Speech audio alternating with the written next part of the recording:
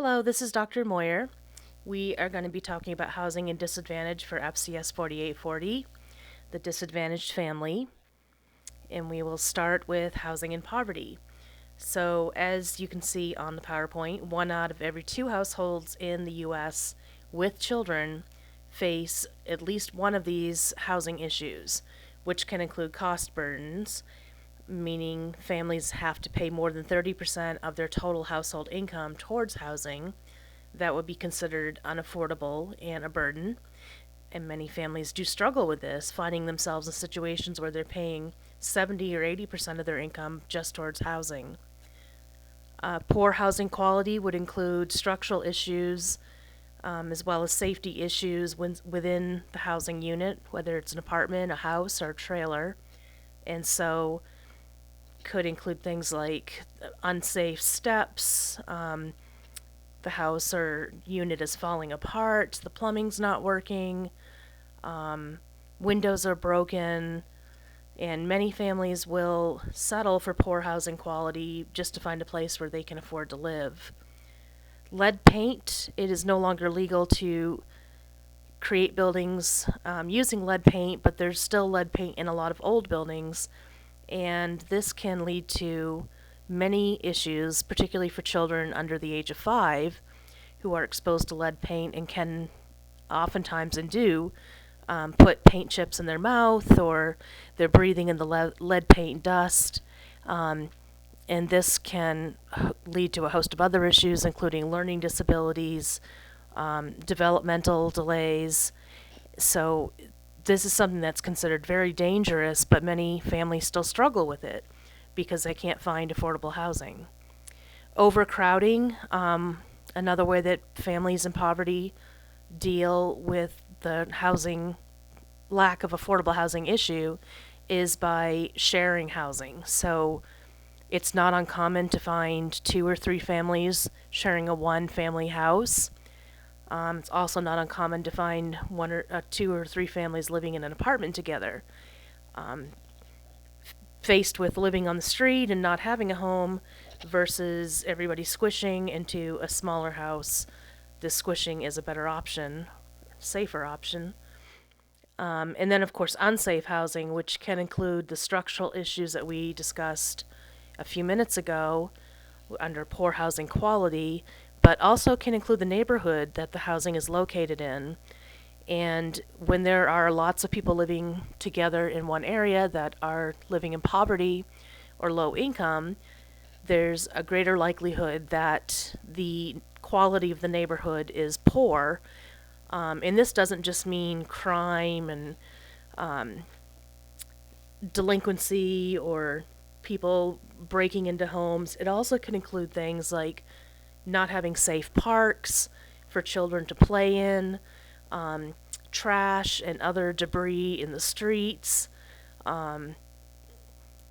lots of things crowding the sidewalks so people can't go for walks and feel safe. So that does include crime as well.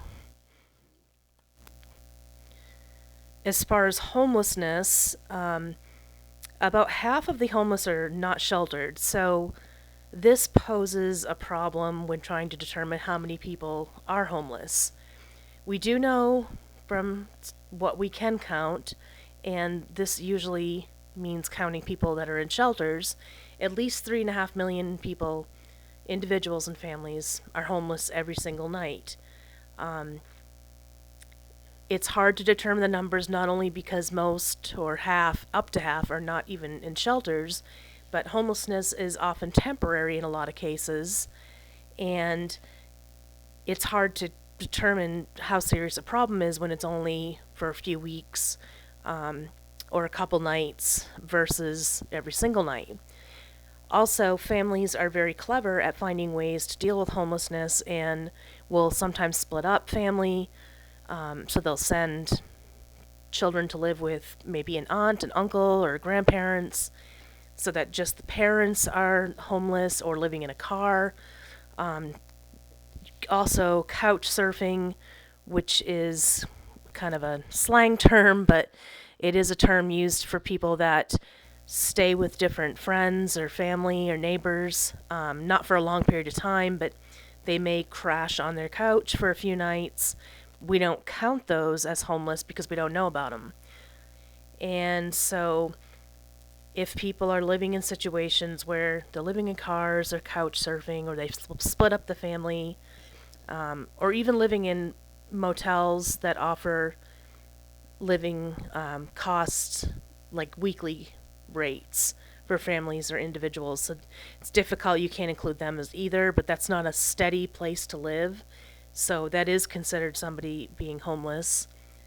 So, in other words, it's an underestimate to say that 3.5 million people are homeless every night. It's probably more than that. And then what about the areas that don't even have shelters, like rural areas? It's difficult to count homelessness when you don't even have a shelter where you can start. So the prevalence of the problem is believed to be much worse than what we actually can count. The causes of homelessness differ depending on whether you're talking about families, single adults, or adolescents. The top three causes for families, the first one is lack of affordable housing, and this has gotten worse in the last decade.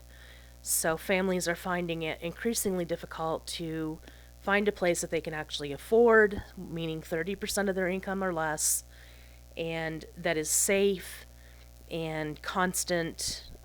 It's very difficult to do that now.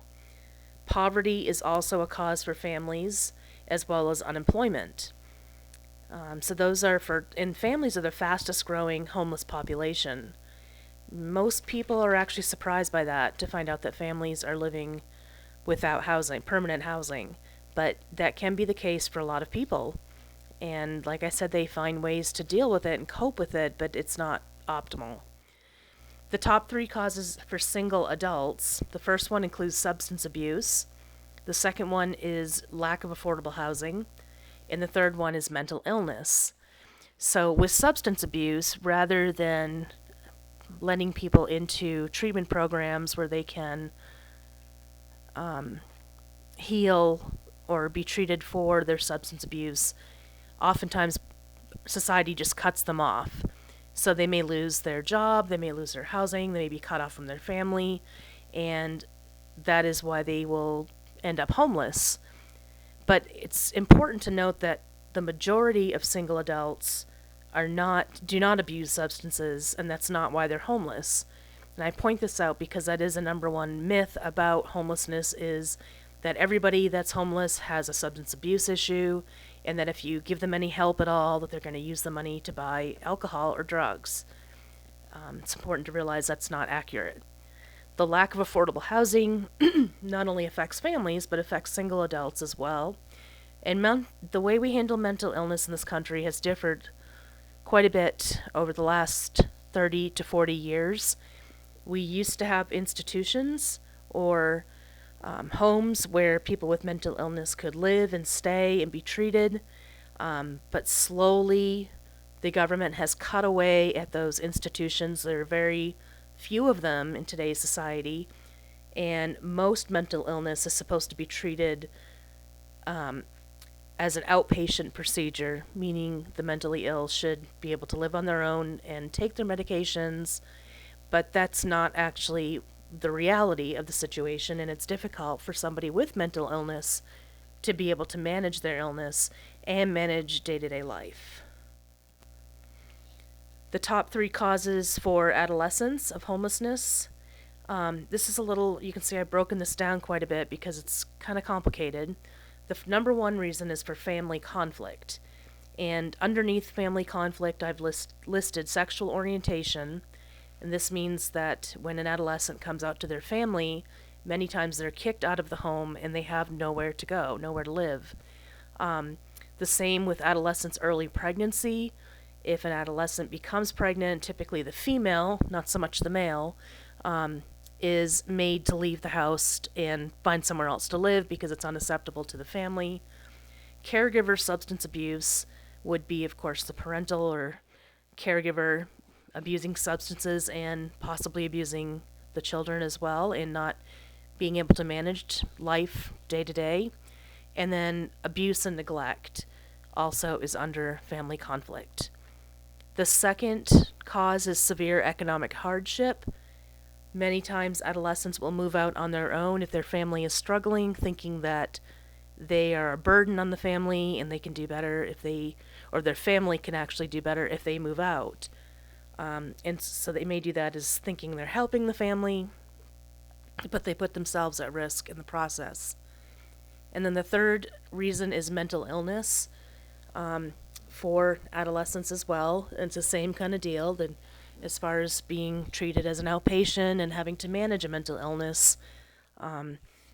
We as a country are depending on the mentally ill to be able to handle that, but that's, again, not the reality of the situation.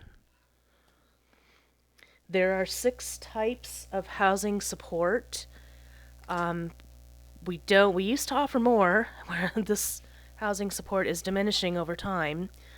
Public housing are just rental units for people that qualify. The picture that I put on the PowerPoint would be an example of a public housing unit. And it used to be in the 60s and 70s, the government funded a lot of these. So a lot of apartment buildings were built, and the people that qualified to live there had to be low income or living in poverty. And this sounds like a great idea in theory because you're building safe, reliable housing units for people. But again, when you put a lot of people that are living in poverty together, then that poses other problems for the people living there as well as the community. So if everyone's living in poverty all in one place, it's really difficult to be able to help each other out, where you might see neighbors do in more suburban areas, where middle class families are living. If somebody is struggling, they can often rely on somebody else to give them a ride, or let them borrow sugar or laundry detergent, whatever the case may be. But if everyone's struggling, that's not possible. And then also, people tend to, there's a lot of distrust in one another when they're living in poverty, and you can't necessarily leave things unguarded or unlocked, because if people get desperate, they do desperate things, and they may steal or try to sell things from their neighbors. So, like I said, in theory, sounded great. The reality is it didn't work out so great. There are still public housing units available in lots of major cities, but it's not something that the government is as invested in.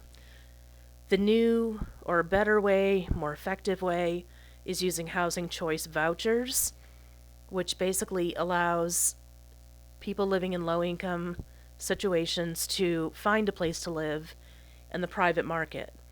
And so if they can find a landlord that will agree to take a housing choice voucher, what this means is that they pay only 30% of their income for rent, and the rest of the rent comes from the government.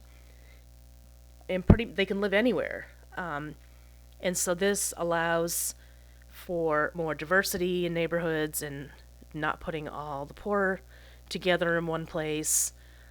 It's been much more effective when people are living around more stable, constant families, individuals, communities. They tend to take care of themselves and their housing area more so than if they're living around other people living in poverty. Indian housing refers to the government subsidies for housing, either for apartments or for buying a house or building a house on Indian tribal land. It also can include expanding beyond the tribal land, but that depends on a lot. It's not the same from state to state. Section 811 housing is housing support for people living with disabilities. Section 202 is for the elderly that are living in poverty and need help with housing. And then, of course, the last form of help is a shelter. And shelters are temporary. They have a lot of rules. It may sound like, yeah, great, I don't have to pay for housing, I'll just live in this shelter. However, many times, if you are living in shelter, You have to abide by the rules, which can include things like checking in at 3 o'clock in the afternoon in order to have a bed that night. So if you're asked to leave the shelter at 9 a.m., that doesn't leave a lot of time. If you probably don't have a car, don't have money to get around, you don't have a lot of time to be looking for a job or affordable housing if you have to check back in by 3 p.m. There's also usually very strict rules about substance abuse, or substance use, I should say, how people store their items, whether or not they can come back and stay at the same shelter each night, whether it's a shelter for men or for women or for families. It's difficult to find family shelters where families are able to stay together. Oftentimes, what ends up happening is the males have to go and live in one shelter and the females will live in another one, which is obviously not optimal. Shelters for women and children fleeing relationship violence offer shelters for the women and their children as long as they don't have any male children over the age of 12.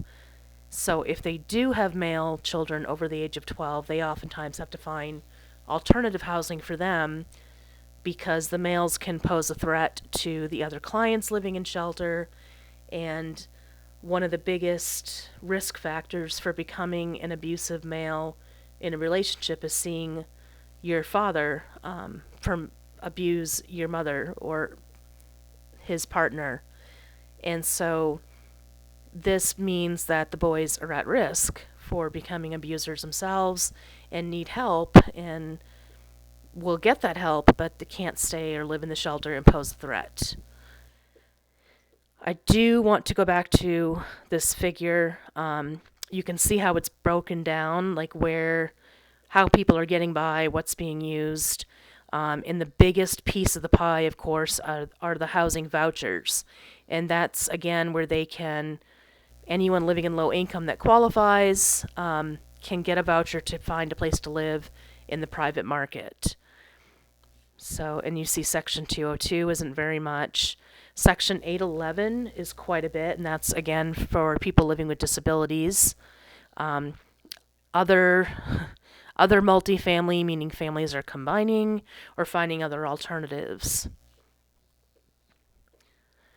The last thing I want to leave you with is I wanted you to be aware that there is an interactive map resource where you can find shelters in each state. So no matter where you're living, if you need to identify shelters in your area because you're working with low-income population, then there is this interactive map. Just click on it. And so if you have to move to Montana and you're needing to know where the shelters are, I shouldn't have picked Montana because I don't know of any cities in Montana. That was a bad choice. Let me go back. Sometimes I don't think. Let's go to Maine, where I am from, and let's enter Winterport, which is where I grew up.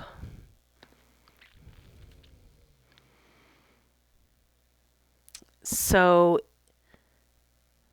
the active listings in Winterport, Maine, we did not find any shelters within a 30-mile radius of Winterport, and that's because it's in the middle of nowhere. So that would mean you'd have to find a city that is closer and have to stay there. Probably Bangor would be a good option. It's the closest city. There are not many cities in Maine. Basically, there are two, Bangor and Portland. And now, see, we have my choice. And this is the only shelter in Bangor, Maine. One of my good friends from high school actually is the director of that shelter. Anyways, so that's how you can find shelters in your area using that map. Just want you to be aware of the resource. And that pretty much concludes my talk on housing and disadvantage. So I guess I'll say goodnight or goodbye.